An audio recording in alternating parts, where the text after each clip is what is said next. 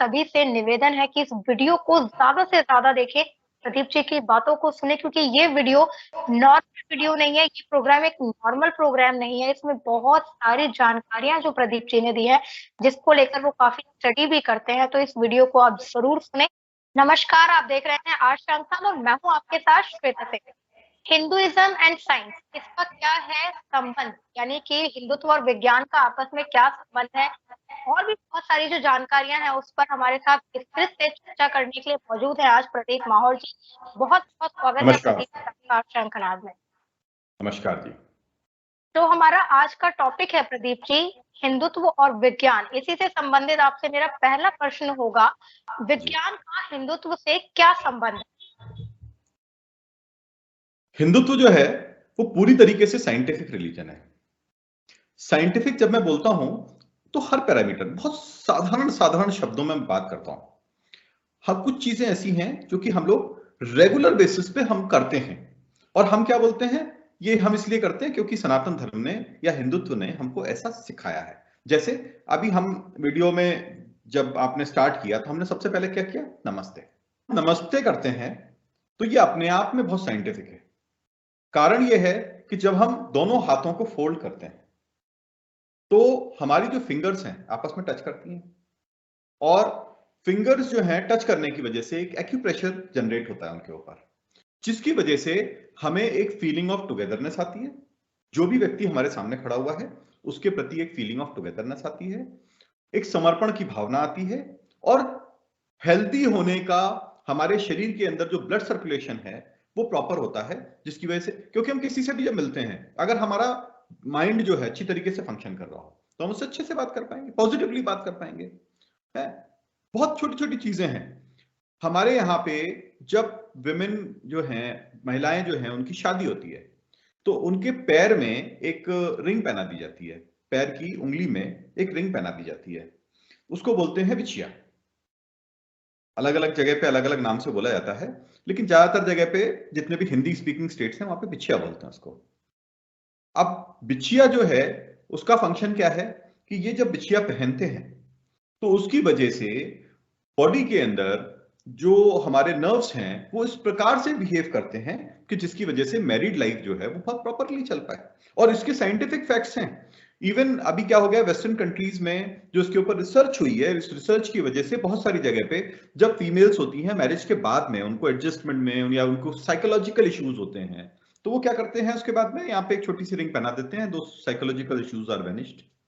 वर्मेलियन जो है जिसको हम बोलते हैं सिंदूर, है ना, तो बेसिकली जो जितनी भी मैरिड वेमेन होती हैं वो लगाती हैं, ठीक है। तो वर्मेलियन जो है वो मैरिड वेमेन को ही लगाना चाहिए ऐसा। तो हमारे यहाँ किसी से बोलोगे तो बोले नहीं ये तो ट्रेडिशन हमारा, लेकिन ट्रेडिशन से ज्यादा इट इज साइंस। क्योंकि अभी तो क्या हो गया है, केमिकल वर्मेलियन आने लग गए हैं, जिसको सिंदूर बोलते हैं, केमिकल सिंदूर आने लग गए हैं। लेकिन सिंदूर का अपना एक कंपोजिशन हुआ करता था जिसमें मरकरी के भी कंपाउंड्स मिले रहते थे, और मरकरी अपने आप में बहुत ही पॉइजनस है, जहरीला होता है। मरकरी को अगर कोई ग्रहण कर ले तो उसको हो सकता है कि वो उसकी डेथ हो जाए।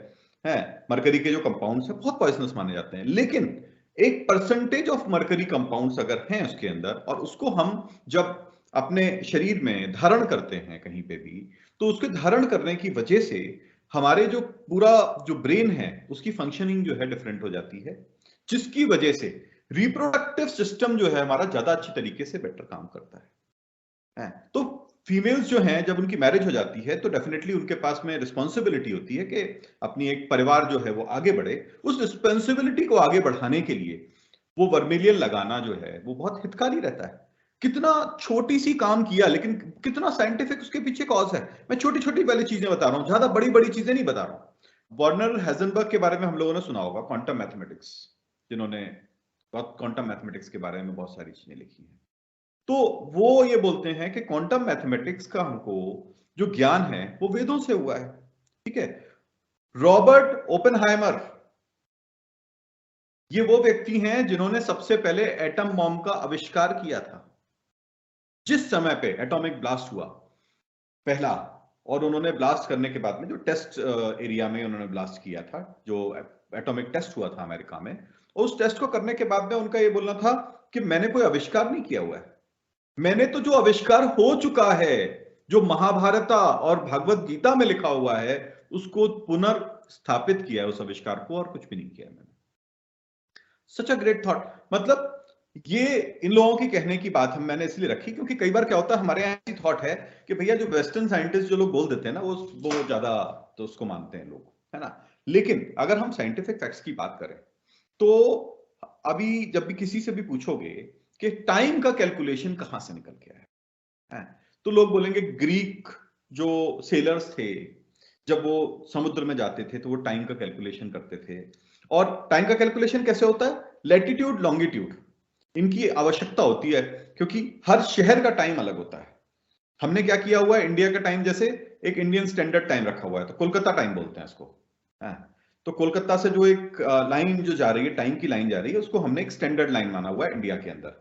लेकिन हमारे यहां जब भी हम एस्ट्रोलॉजी की बात करेंगे या कैलेंडर की बात करेंगे तो हमारे लोकल टाइम का कैलकुलेशन होता है, लैटिट्यूड लॉन्गिट्यूड का कैलकुलेशन होता है, उसमें हमारा जो टाइम है उसमें कितना अंतर है।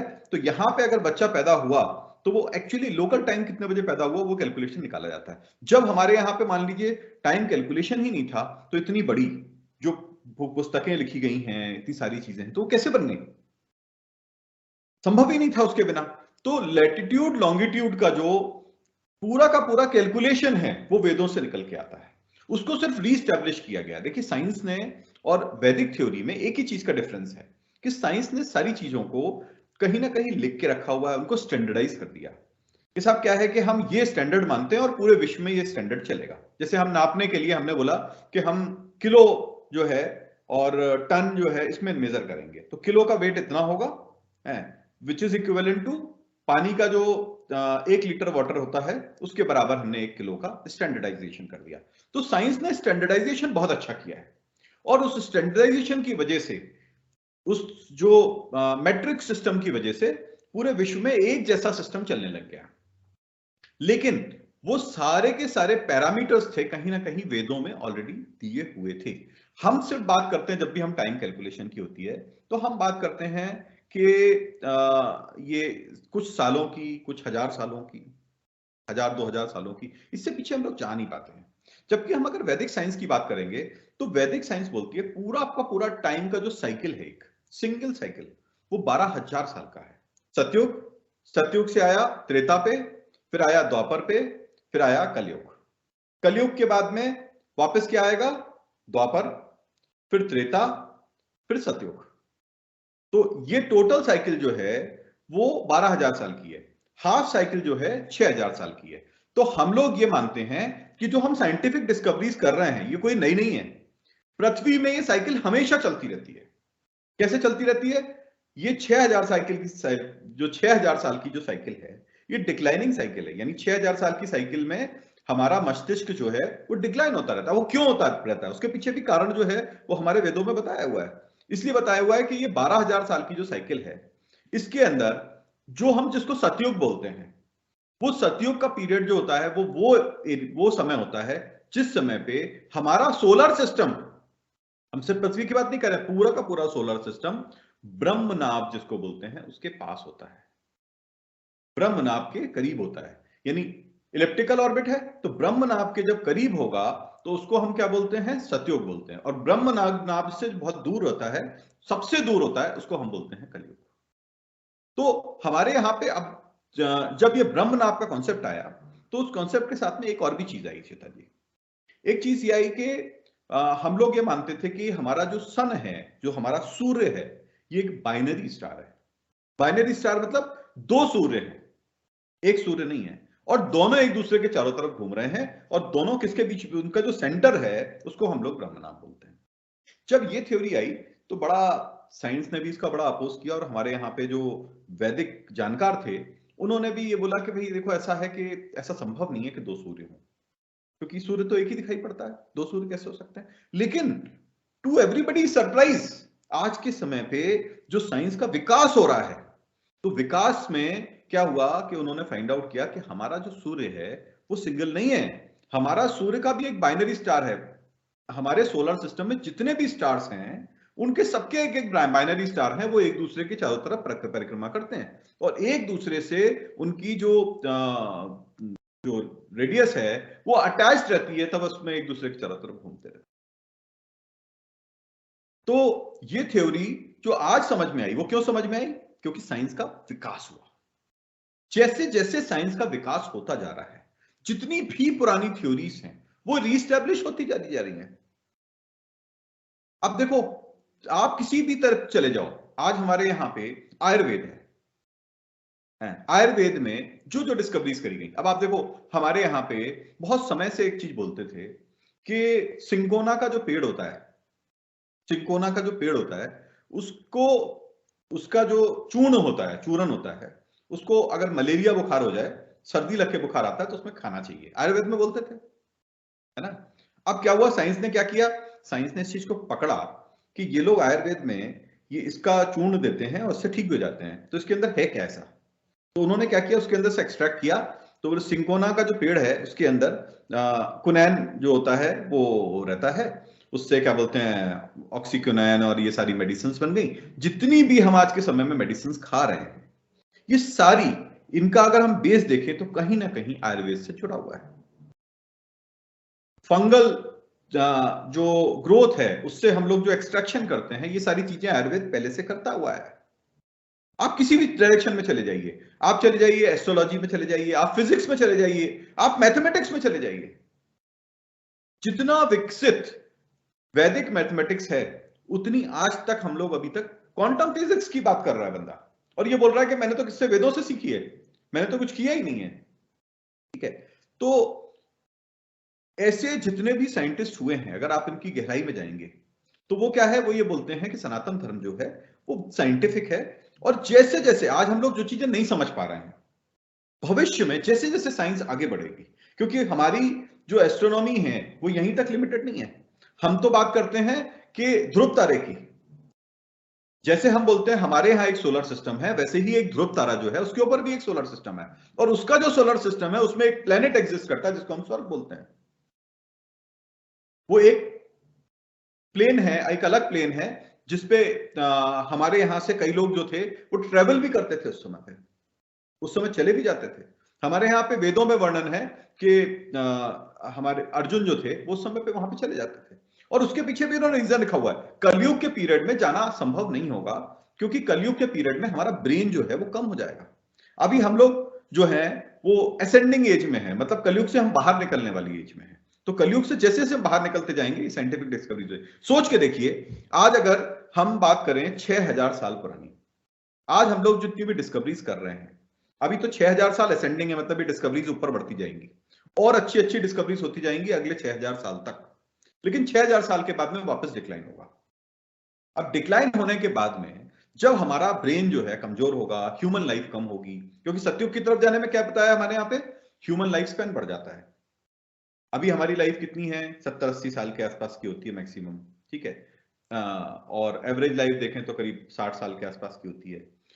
सतयुग की तरफ जाते जाते यही लाइफ स्पैन जो है वो 500 साल से 1000 साल तक का बढ़ जाता है ऑटोमेटिकली, और ब्रेन भी बढ़ जाता है, तो यानी समय भी ज्यादा मिला हमको पृथ्वी के ऊपर, दूसरा हमारा दिमाग भी तेज काम किया, तो हम ज्यादा चीजें कर पाते हैं।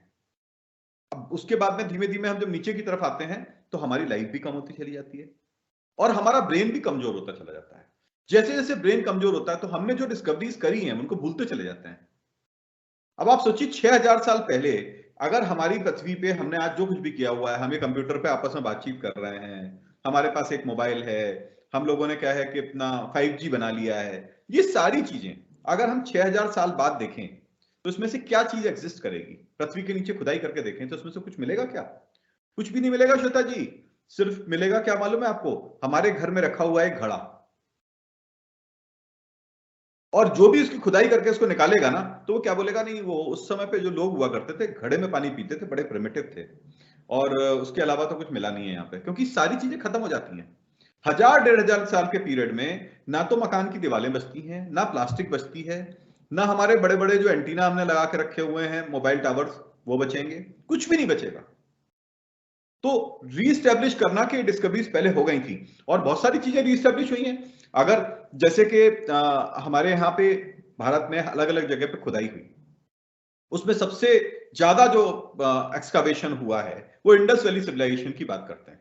है ना, सिंधु घाटी की सभ्यता की बात करते हैं। तो सिंधु घाटी की सभ्यता में जब खुदाई हुई तो ये फाइंड आउट हुआ कि वहां पे एटम बॉम्ब फोड़ा गया था, वहां पे एटॉमिक ब्लास्ट हुआ था कभी, क्योंकि वहां पे पूरा जो पृथ्वी का पार्टिकल्स हैं वो मेल्ट हो गए थे, और एक क्रेटर जो है वो भी फाइंड आउट हुआ है वहां पे, क्योंकि जब भी एटॉमिक बॉम्ब कहीं गिरता है तो वहां पे एक क्रेटर की फॉर्मेशन हो जाती है, गड्ढा फॉर्म हो जाता है, और वो गड्ढा जो है वो दो चीजों में फॉर्म होता है, या तो वहां पे एटॉमिक बॉम्ब फोड़ा जाए और या फिर वहां पे वॉल्केनो, है ना, जो वॉल्केनिक इरप्शन हो। तो वॉल्केनिक इरप्शन होने में क्या होता है कि नीचे की तरफ से आता है, इसलिए क्या बोलते हैं जितना भी फॉर्मेशंस होती हैं वो वर्टिकल होती हैं, और एटॉमिक बॉम्ब की फॉर्मेशंस अलग होती हैं। तो वहां की फॉर्मेशंस को चेक किया गया तो पूरी तरीके से एटॉमिक बॉम्ब की फॉर्मेशंस हैं। दूसरी चीज ये है कि वहां पे रेडियो एक्टिविटी भी पाई गई। तो ये फाइंड आउट हुआ कि कई हजारों साल पहले यहां पे एक एटॉमिक ब्लास्ट किया गया था, जिसकी वजह से सिविलाइजेशन खत्म हो गया। तो एटॉमिक ब्लास्ट अपने आप तो हुआ नहीं होगा,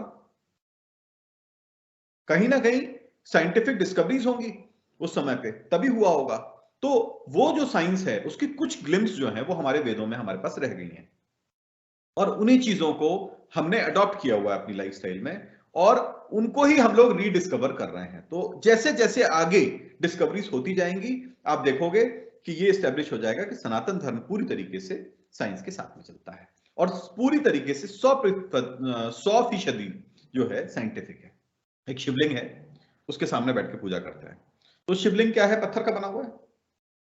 अब पत्थर के सामने पूजा कर रहे हैं तो हम तो कहीं भी बैठ के पूजा कर सकते हैं, क्योंकि सनातन धर्म अंतर्मुखी की बात करता है, और जो भी शैव लोग हैं वो अंतर्मुखी होना ज्यादा पसंद करते हैं, क्योंकि ध्यान की बात करते हैं वो।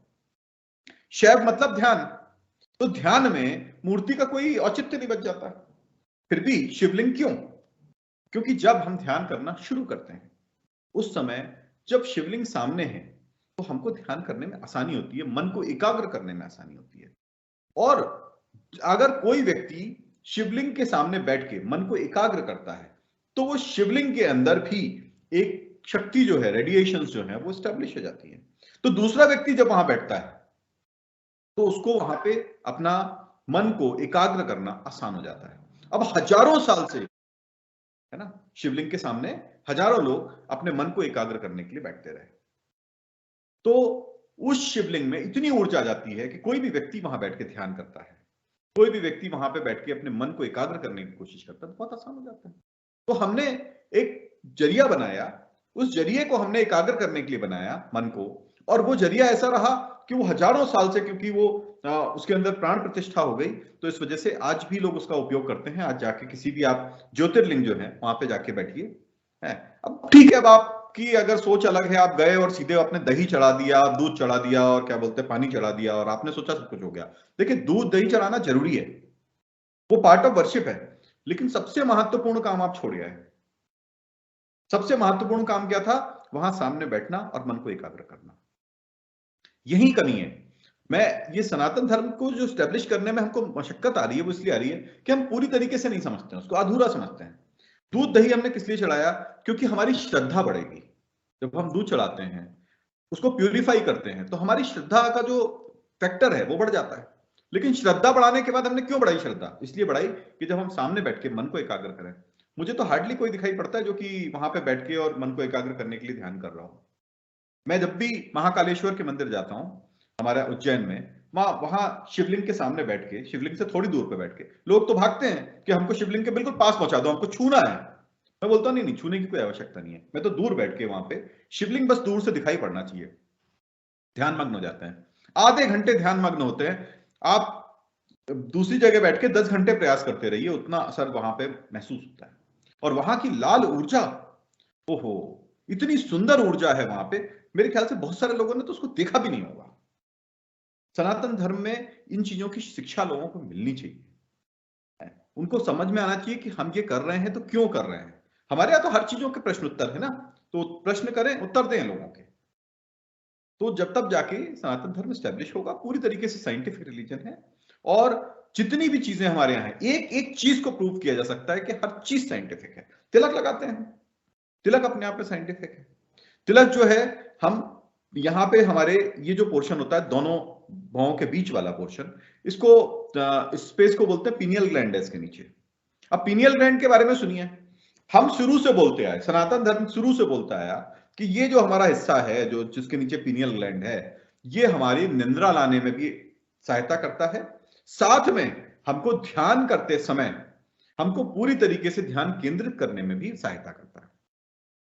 अब क्या हुआ, साइंटिफिक डिस्कवरी हुई कि भैया ये इसमें है क्या पीनियल ग्लैंड। सबसे पहला, पुरानी अगर देखें 10 साल पुराने की साइंस की बात कर रहा हूं मैं, 10 साल पहले इसके बारे में डिस्कवरी हुई कि ये एक डॉर्मेंट ग्लैंड है, मतलब इसमें से कुछ नहीं निकलता है और इसका कोई उपयोग नहीं है। 10 साल पहले के जो साइंटिस्ट हैं, 10 साल पहले के जो डॉक्टर्स हैं, उनसे पूछेंगे ना तो बोलेंगे तो ये डॉर्मेंट ग्लैंड है। उसके बाद आगे आगे डिस्कवरी हुई तो उन्होंने कहा भाई इसमें से एक हार्मोन निकलता है जिसका नाम है मेलेटोनिन। अब उसका नाम ही मेलेटोनिन क्यों पड़ा, क्योंकि डॉक्टर्स ने फाइंड आउट किया कि मेलेटोनिन हार्मोन जो है वो गोरेपन का हार्मोन है, गोरेपन का हार्मोन है। यानी जितना ज्यादा आपकी बॉडी में निकलता है उतना ही मेलेनिन जो है वो आपके शरीर में कम बनता है, जिसकी वजह से आप गोरे होते हो, और जितना कम निकलता है उसकी वजह से आप काले होते हो, है ना। तो ये एक फाइंड आउट, इस वजह से इसका नाम रख दिया गया मेलेटोनिन। आज नाम मेलेटोनिन नहीं है, लेकिन बाद में समझ में आया नहीं इसका तो गोरा काले से कोई लेना देना ही नहीं है, क्योंकि मेलेटोनिन जो है भारतीयों में ज्यादा निकलता है, ठीक है। जो नीग्रोज रहते हैं उनमें थोड़ा सा कंपैरेटिवली कम होता है। और अगर हम बात करें जो प्योर व्हाइट होते हैं उनके अंदर इन दोनों के बीच में होता है।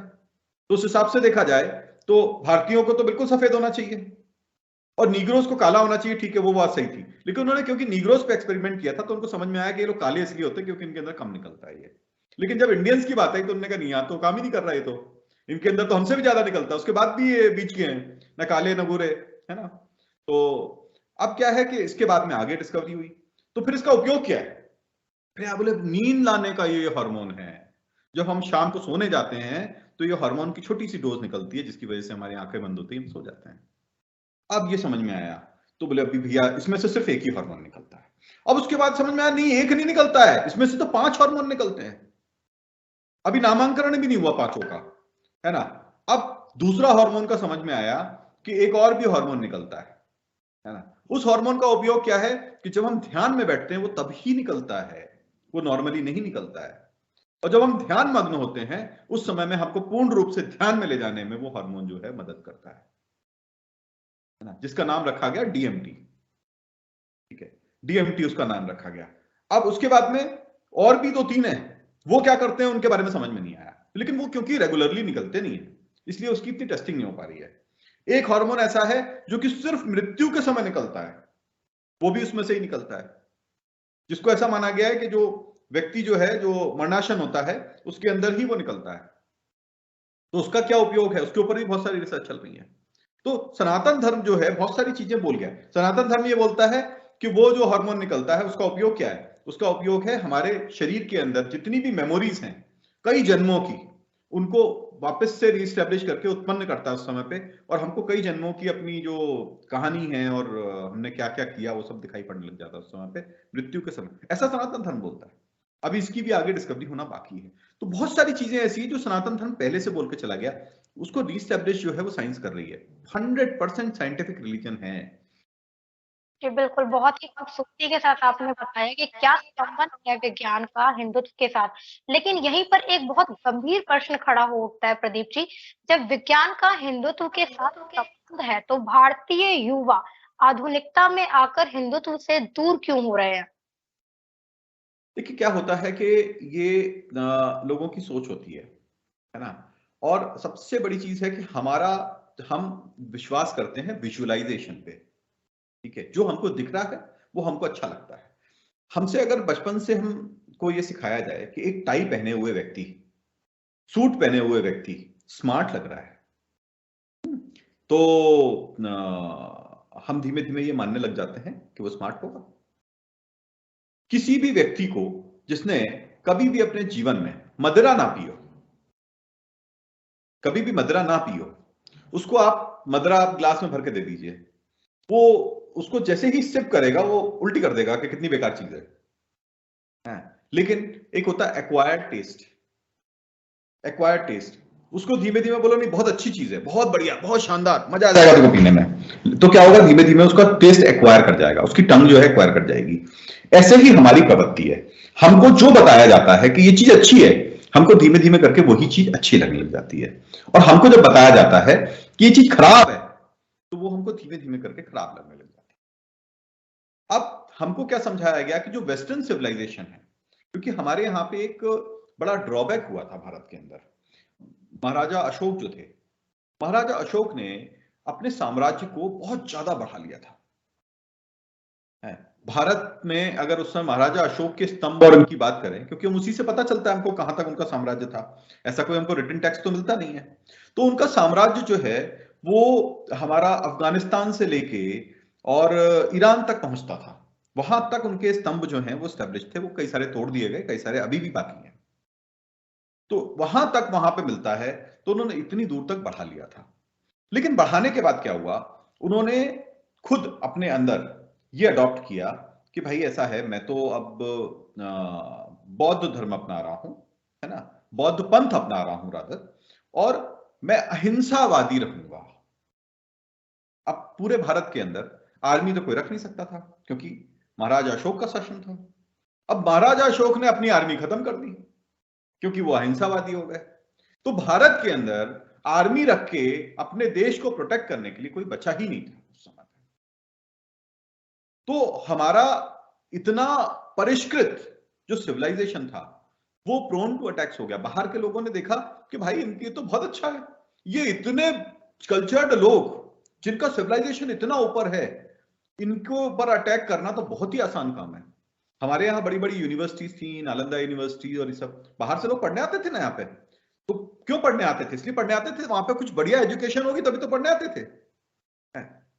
उन लोगों ने क्या किया, सबसे पहले इनको ही खत्म किया, क्योंकि जो हमारा ऊर्जा का सबसे बड़ा स्रोत था उसको खत्म कर दिया गया।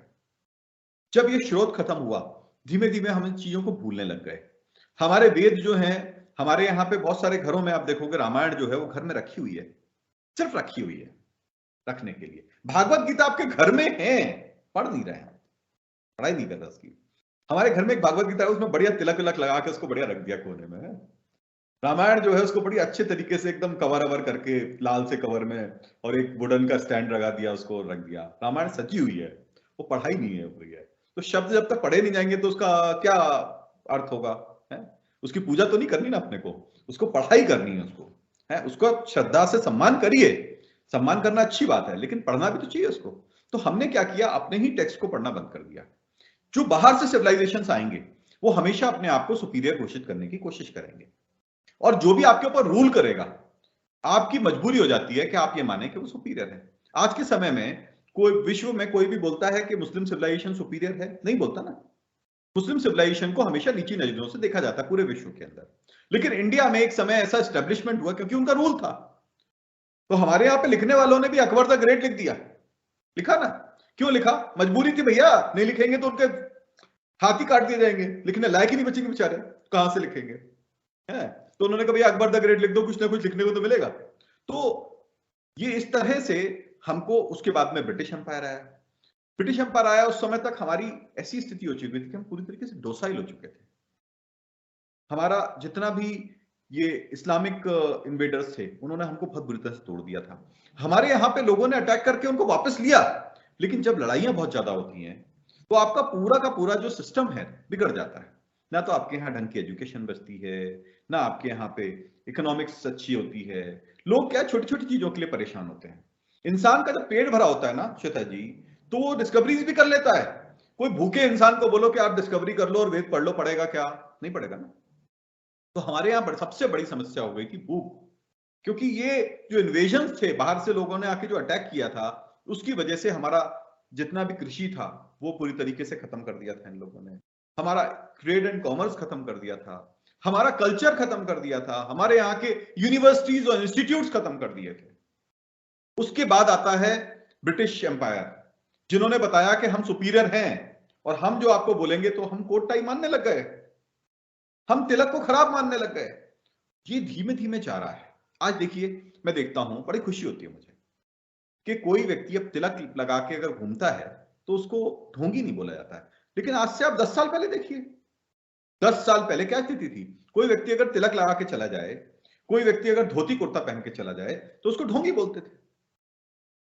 बोले कितना ढोंगी टाइप का आदमी जा रहा है, और कोई व्यक्ति टाई लगा के, सूट पहन के, कोट पहन के चला जा रहा है, बोले बाबूजी जा रहे हैं, बोलते थे ना कि बाबूजी जा रहे हैं, मतलब इंटेलिजेंट पर्सन है, एजुकेटेड पर्सन है, ये काफी ऐसा सोचते थे। तो ये सोच में बदलाव आया है। आप अगले 10 साल में देखिएगा, अगले 10 साल में जो धोती कुर्ता पहन के चल रहा है वो व्यक्ति स्मार्ट माना जाएगा, कि धोती कुर्ता में आदमी स्मार्ट लगता है। और ये धीमे धीमे कॉन्सेप्ट आ रहा है और हमको ही बदलाव लाना पड़ेगा। देखिए मैं खुद धोती धारण करता हूं, और धोती धारण, अभी तो टी शर्ट पहन के बैठा हूं, लेकिन ऐसा नहीं मुझे परहेज है किसी भी चीज से, है धोती धारण करता हूं, कुर्ता धारण करता हूं, है बाहर निकलता हूं, लोगों से मिलता हूं धोती धारण करके। और उसका असर यह आया कि शुरू में लोगों ने थोड़ा अजीब दृष्टि से देखा कि ये कैसा व्यक्ति है, क्या पहन के घूम रहा है। कुछ लोगों ने यह भी बोला कि नौटंकी कर रहा है, लेकिन बाद में लोगों ने अडॉप्ट किया। मुझे 2-4 लोग और देखने लग गए जो घर से धोती पहन के थोड़ा बहुत निकलते हैं, हमेशा नहीं लेकिन फेस्टिवल्स पे तो निकलते हैं कम से कम, त्योहारों पे। तो ये बदलाव देखने को मिला। तो युवा जो है, युवा को हमने ट्रेन नहीं किया है। कितने युवा हैं जिनके यहाँ पे जिन्होंने भगवत गीता पढ़ी है, कितने युवा ऐसे हैं जिन्होंने अपने सनातन धर्म को समझा है, जाना है। जब आप किसी धर्म को समझोगे नहीं तो आपको कुछ ना कुछ तो समझना है धरती पे आके, तो आप दूसरी चीजें समझने लग जाते हो, वो कोट टाई से अट्रैक्ट होने लग जाते हो। इतनी गर्मी, भरी गर्मी में टाई पहन के घूम रहा है, कितना मूर्ख आदमी मानेंगे उसको, पसीने चू रहे हैं, टाई पहन के घूम रहे हैं, क्या मूर्खता है। एसी चला रखा है, बोले साहब नहीं वो 24 पे मत चलाओ, एसी को 16 पे कर दो, क्यों साहब सूट पहन के बैठे हुए हैं, अरे क्या मूर्खता है भाई। हमारे यहाँ पे गर्मी होती है, हम लोग सिंपल कपड़े पहनते हैं, बिल्कुल एकदम है, कॉटन के कपड़े पहनना पसंद करते हैं, ऐसे कपड़े पहनना पसंद करते हैं जो शरीर को हमारे अच्छे लगे, है। ये थोड़ी क्या है कि वो जबरदस्ती हमने डाल लिया, हमको सिर्फ कॉपी करनी है। वो तो इसलिए पहनते थे क्योंकि उनके यहाँ ठंड पड़ती है, उनके यहाँ सूर्य देवता प्रसन्न नहीं है ना, ऐसी स्थिति है। आप देखो कोई भी बीच पे जाओगे, फॉरेनर्स जो आते हैं वो वहां पे क्या है कि सबसे ज्यादा सूर्य का आनंद लेते हुए आपको दिखाई पड़ेंगे, इंडियंस नहीं दिखेंगे सूर्य का आनंद लेते हो। क्यों? इंडियंस तो सूर्य से घबराते हैं, वो गर्मी सहन सहन कर करके परेशान हो गए, और वो बेचारे उनको सूर्य देखने को नहीं मिलता है, तो यहाँ पे आके वो पड़ जाते हैं कि भैया हमको सूर्य के नीचे बैठना है, कम से कम सन रेडिएशन हमारे ऊपर पड़ रही है तो उसकी वजह से हमारे शरीर के अंदर विटामिन डी जा रहा है। ये सोच उनके अंदर होती है। सन डेफिशिएंट हो रहे हैं वो लोग, और हमारे पास क्योंकि वो चीज ज्यादा है तो हम उसकी वैल्यू नहीं समझते। तो ये तो दुनिया का फैक्ट है। दूसरों से अट्रैक्ट होना, दूर के ढोल सुहाने जिसको बोलते हैं ना, वो लोगों को लगते हैं। लेकिन धीमे धीमे जिस तरह से हमारा सनातन धर्म का कल्चर जो है एस्टेब्लिश होता चला जा रहा है, वो इन चीजों को बदलाव लेके आएगा। वो सोच थी, मैं आपको बता रहा हूं, मैं लखनऊ में रहा है ना, तो जब बच्चा था उस समय पे पढ़ाई करता था, तो मुझे आज भी ध्यान है, बोला जाता था कि मुस्लिम कल्चर ने हमको सिविलाइज किया, हम तो अनसिविलाइज थे। और ये बात किसी मुस्लिम ने ही बोली, ये बात हिंदुओं ने बोली मुझे। हम लोगों को बोले अच्छे से बोलना सिखाया, हम तो एक दूसरे से बोलना भी नहीं जानते थे ढंग से। लेकिन आज कोई ऐसा बोलता है? नहीं बोलता है। आज कोई ऐसा बोले तो उसको मूर्ख समझा जाएगा, कैसी बात कर रहे हो, सनातन धर्म के कल्चर को आप नीचा बोल रहे हो, और ये इन लोगों के कल्चर को, जाहिलों के कल्चर को अच्छा बोल रहे हो। नहीं, कोई ऐसा नहीं बोलेगा। लेकिन सोच होती है, सिर्फ इंसान की सोच जो होती है, उसका दृष्टि परिवर्तन जो है धीमे धीमे करके होता है। उसको जो चीज अच्छी बता दो कि ये चीज अच्छी है, वो अच्छी मानने लग जाएगा। उसको बोल दो प्रसाद अच्छा है, प्रसाद ग्रहण करने से फायदा है, वो उसको मानने लग जाएगा। उसको बोल दो जहर अच्छा है, तो जहर को अच्छा मानने लग जाएगा। जैसा बचपन से आप लोगों के दिमाग में डालेंगे वैसा ही वो मानने लग जाएंगे। लेकिन सत्य जो है वो हमेशा अपने आप सामने आता है। सनातन धर्म को हमको स्टैब्लिश करना नहीं पड़ रहा है, ये अपने आप स्टैब्लिश हो रहा है, क्योंकि वो सत्य है। सत्य को आप ज्यादा दिन तक छुपा नहीं सकते। बाकी जितने भी रिलीजन है, देखिए लेट बने ये लोग, देर से बने, उनकी गलती नहीं है। उन्होंने क्या बोल दिया, पृथ्वी चपटी है, वो खाई में गिर जाएंगे, पृथ्वी के बाहर जाएंगे, तो है अल्लाह गॉड जो भी आए, उन्होंने क्या है एक दिन में जादू किया और बना के खड़ा कर दिया, ऐसे फूंक मारी तो वो पेड़ खड़े हो गए। हमने कोई इस तरह की मूर्खतापूर्ण बातें नहीं करी ना। सनातन धर्म ने कभी भी ऐसी मूर्खतापूर्ण बातें नहीं करी। उन्होंने किस तरह से पूरा एवोल्यूशन हुआ, किस तरह से, हमने क्या बोला, ब्रह्मा जी जो थे वो उनके वो बस्ट हो गए, है ना। तो हमने किसकी बात करी वहां पे, हम बात कर रहे थे एक ब्लैक होल की। तो ब्लैक होल टूटा, ब्लैक होल के टूटने की वजह से, और वो कैसे थे, काले थे, ब्लैक, तो ब्लैक होल टूटा। ब्लैक होल टूटने की वजह से पूरी सृष्टि का निर्माण हुआ। कितनी साइंटिफिक बातें हमारे यहाँ पे मेंशन्ड है। बस ये है कि साइंस धीमे धीमे उसको स्टैब्लिश करेगी, और हमको भी उसको स्टैब्लिश करना पड़ेगा, हमको भी समझना पड़ेगा अपने रिलीजन को, हमको अपनी किताबें स्वयं पढ़नी पड़ेगी। जी, बिल्कुल, बहुत-बहुत आभार प्रदीप जी। आज आपने हिंदुइज़्म और साइंस का संबंध बताया है कि किस तरीके से हिंदुइज़्म जो है वो टोटली साइंटिफिक रिलीजन है, इसके बारे में आपने बताया। तो मेरा सभी से निवेदन है कि इस वीडियो को ज़्यादा से ज़्यादा देखें, प्रदीप जी की बातों को सुनें क्योंकि ये वीडियो नॉर्मल वीडियो नहीं है, ये प्रोग्राम एक नॉर्मल प्रोग्राम नहीं है। इसमें बहुत सारी जानकारियाँ जो प्रदीप जी ने दी हैं, जिसको लेकर वो काफ़ी स्टडी भी करते हैं। तो इस वीडियो को आप ज़रूर सुनें, जन-जन तक इस वीडियो को पहुँचाएँ और इसी तरह देखते रहिए आर श्रृंखला।